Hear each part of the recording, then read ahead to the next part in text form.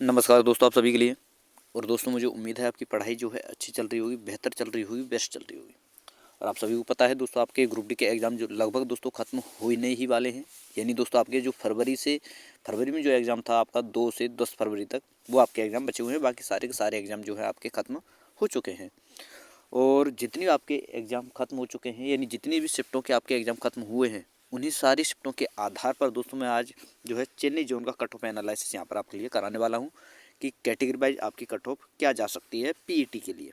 देखिए, final selection अलग होना है, वहाँ पर अलग कट ऑफ बढ़ेगी, लेकिन पीईटी के लिए कट ऑफ आपकी क्या जा सकती है वो मैं यहाँ पर बताने वाला हूँ। साथ में फाइनल सिलेक्शन के लिए भी मैं आपके लिए बताऊँगा, और नॉर्मलाइजेशन मार्क कितना मिल सकता है वो भी यहाँ पर हम देखने वाले हैं। तो चलिए दोस्तों, वीडियो को स्टार्ट करते हैं बिना किसी देरी के। और जिन भाइयों ने अभी तक चैनल को सब्सक्राइब नहीं किया है, उनसे मेरा रिक्वेस्ट है कि चैनल को सब्सक्राइब करके साथ में ऑल वाला बेल आइकन जरूर दबा लें, ताकि दोस्तों मेरी आने वाली हर वीडियो का नोटिफिकेशन सबसे पहले दोस्तों आपके पास पहुँच सके। तो चलिए दोस्तों देखते हैं। तो देखिए दोस्तों, सारी चीज़ें एनालिसिस करने से पहले आपको समझना होगा कि आपके पास टोटल पोस्टें कितनी हैं। तो 32,438 पोस्टें हैं, जिनमें से दोस्तों अप्रेंटिस, एक्स सर्विसमैन, पीडब्ल्यूडी वाले जो स्टूडेंट हैं, उनकी टोटल पोस्टें हैं 14,828। यानी इन पोस्टों पर पीईटी नहीं होना है, इनका केवल 1:1 में सिलेक्शन होना है, या फिर जो कट ऑफ को क्वालिफाई करेंगे फाइनल कट ऑफ को, उनका सिलेक्शन वहाँ पर होगा। तो पीईटी के लिए हमारे पास पोस्टें बचती हैं दोस्तों 17,610, और 17,610 का 3 गुना स्टूडेंट पीईटी के लिए लिया जाएगा। यानी जो 3 गुना स्टूडेंट पीईटी के लिए लिया जाएगा वो लिया जाएगा दोस्तों 52,830। यानी दोस्तों पीईटी के लिए जो स्टूडेंट हैं हमारे पास वो है 52,830। ठीक है दोस्तों। तो चलिए दोस्तों, आगे मैंने ये सारी चीज़ यहाँ पर कैलकुलेट की हैं। तो यहाँ पर आप देख सकते हैं कि यहाँ पर हमारे पास टोटल फॉर्म फिलअप हुआ था दोस्तों कितना, 1,01,08 करोड़, जिसमें से अटेंडेंस रही थी 50%। तो हमारे पास स्टूडेंट बचता है दोस्तों 54 लाख स्टूडेंट बचता है। तो फाइनल सिलेक्शन के लिए अगर मैं बात करूं तो यहाँ पर पर सीट कंपटीशन क्या रहने वाला है। देखिए दोस्तों, यहाँ पर 54 लाख में अगर हम 17,610 का भाग देते हैं तो हमारे पास पर सीट कंपटीशन आता है 306 का। लेकिन बात हो रही है दोस्तों पीईटी के लिए। तो पीईटी के लिए क्या सिलेक्शन पर सीट कंपटीशन है यहाँ पर, तो 54 लाख में अगर हम भाग देते हैं 52,830 का, तो पीईटी के लिए पर सीट कंपटीशन आता है 102 का। कितना दोस्तों, ये 102 का पर सीट कंपटीशन है आपके सामने। ये ओवरऑल मैंने आपके लिए बता दिया। अब चलिए दोस्तों आगे देखते हैं कि आपकी कट ऑफ क्या जा सकती है और कौन कौन सी शिफ्टें आपकी हट रही हैं, वो सारी चीज़ें। तो उससे पहले सारे डाटा को समझने से पहले, पूरा एनालिसिस को समझने से पहले आपको प्रीवियस ईयर का जो डाटा है वो आपको समझना होगा। तो चलिए दोस्तों, पहले हम नज़र डालते हैं प्रीवियस ईयर के डाटा पर। तो सबसे पहले हम बात करें ग्रुप डी की। तो ग्रुप डी 2018 की जो पोस्टें थी वो थी दोस्तों 62,907, जिसमें 1.9 करोड़ फॉर्म फिलअप हुआ था, और पर सीट कंपटीशन था 70 का, और अटेंडेंस रही थी दोस्तों 60 से 65%। वहीं हम बात करें 2019 की, जो कि जिसका एग्ज़ाम हुआ था 2022 में, तो वहाँ पर टोटल पोस्ट था आपके पास 1,03,769, जहाँ पर टोटल फॉर्म फिलअप हुआ था 1.15 करोड़, और पर सीट कंपटीशन था दोस्तों 110 का, और अटेंडेंस रही थी 50%। और बात करें अब की बार जो दोस्तों आपके पास टोटल पोस्टें हैं वो हैं 32,438, और फॉर्म फिलअप हुआ है 1.08 करोड़, और पर सीट कंपटीशन 150 का। और यहीं पर दोस्तों अटेंडेंस की अगर हम बात करें तो वो है आपके पास 40 से 45%।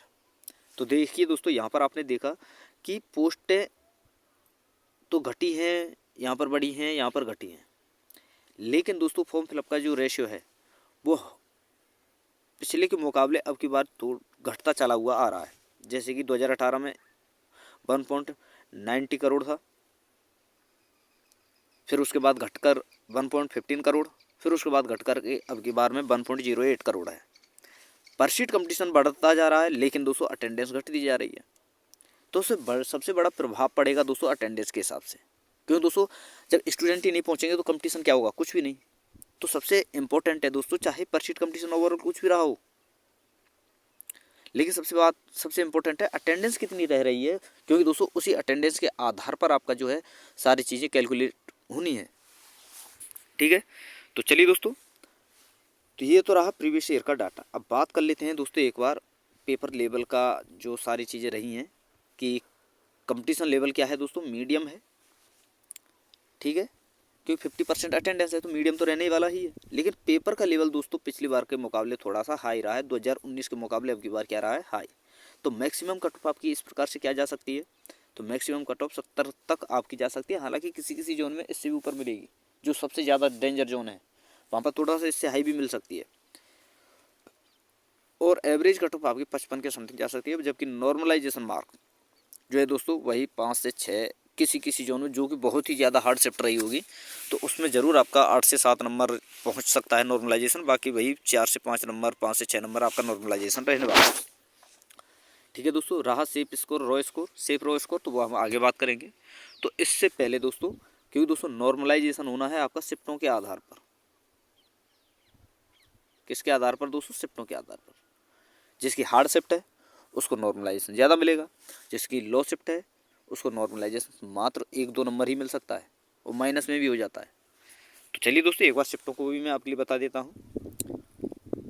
शिफ्ट ये रही आपकी, तो ये हार्ड शिफ्ट दी गई है दोस्तों। यहाँ पर हार्ड शिफ्टों का यहाँ पर मैंने सारी चीज़ें दी हुई हैं मैंने। ये दोस्तों 9 जनवरी है, आपको ध्यान रखना है, ठीक है। बाकी सारी चीज़ें किस डेट में कौन सी शिफ्ट हार्ड रही है ये आप देख सकते हैं। यहाँ पर सारा का सारा डाटा मैंने यहाँ पर दिया हुआ है। अब चलते हैं दोस्तों कि पिछली बार की कट ऑफ क्या रही थी पीईटी के लिए, क्योंकि पीईटी के बाद फाइनल सिलेक्शन होता है, वहाँ पर थोड़ा सा कट ऑफ और बढ़ती है। और पीईटी के लिए जो सिलेक्शन होता है वो नॉर्मलाइजेशन के बाद होता है दोस्तों। तो नॉर्मलाइज जो स्कोर रहा था पीईटी के लिए, नॉर्मलाइज मार्क यहाँ पर आप देख सकते हैं, ये परसेंटाइल स्कोर है, ये आप भूल जाइए। नॉर्मलाइज मार्क आप देख सकते हैं, तो यूआर में जो कट ऑफ गई थी 60.95, और एससी में 49.89, एसटी में 43.58, और ओबीसी में 55.65, और ईडब्ल्यूएस में आपकी रही थी 40। ठीक है दोस्तों, तो ये था पिछली बार का। लेकिन दोस्तों मैं आपको बता दूं पिछली बार कम बहुत ज़्यादा वैकेंसी थी, पोस्ट भी बहुत ज़्यादा थी, फॉर्म फिलअप भी अच्छा खासा भरा गया था। अब की बार भी दोस्तों वही 11-12 लाख के समथिंग फॉर्म है। पिछली बार भी दोस्तों यहाँ पर 12 लाख के समथिंग यहाँ पर फॉर्म फिलअप हुआ था। और यहाँ पर पिछली बार वैकेंसियाँ जो थी दोस्तों वो थी 9,550। और पर सीट कंपटीशन की यहाँ पर अगर हम बात करें तो पिछली बार 125 के समथिंग पर सीट कंपटीशन था आपका यहाँ पर, इसलिए यहाँ पर कट ऑफ कम गई थी पीईटी के लिए। लेकिन अब की बार जो कंपटीशन है आपके सामने वो है, यहाँ पर आप देख लीजिए, ये आपके लिए दिखा देता हूँ मैं एक बार। ये रहा अब की बार, यहाँ पर आप देख सकते हैं आपका चेन्नई जोन है, ये रहा आपका चेन्नई जोन। और यहाँ पर मात्र 2694 पोस्टें हैं, और टोटल फॉर्म फिलअप है वही दोस्तों 11,12,922, और पर सीट कंपटीशन 413 का। लेकिन दोस्तों अटेंडेंस 50% रही है, तो हम 11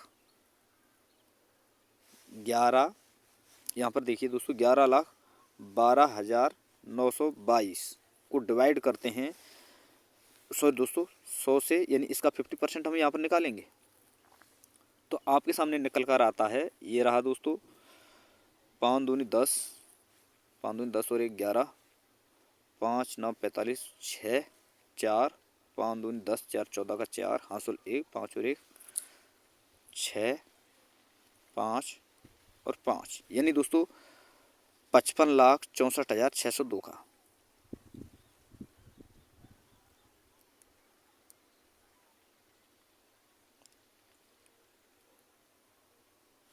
ये जीरो हटा दीजिए दोस्तों, जीरो कट जाएगी, तो 5,56,461 टोटल आपके पास अटेंडेंस बचती है। क्योंकि दोस्तों इतने स्टूडेंट जो हैं एग्ज़ाम देने पहुँचे हैं, और 5,56,461 को अगर हम डिवाइड करें कितने से दोस्तों, 2694 से, आप 2600 ही मान लीजिए, 2600 नहीं दोस्तों, आप 2700 मानिए। तो यहाँ पर दोस्तों आपका जो पर सीट कंपटीशन आता है निकल कर, तो ये आता है दोस्तों आपका 207 का पर सीट कंपटीशन। क्योंकि दोस्तों अटेंडेंस के हिसाब से पर सीट कंपटीशन घटेगा, तो ये आपका ओवरऑल पर सीट कंपटीशन है। तो चलिए दोस्तों, अब ये सारा का सारा आपको समझ में आ गया होगा कि अब की बार रियल जो पर सीट कंपटीशन है क्या है, 207 का।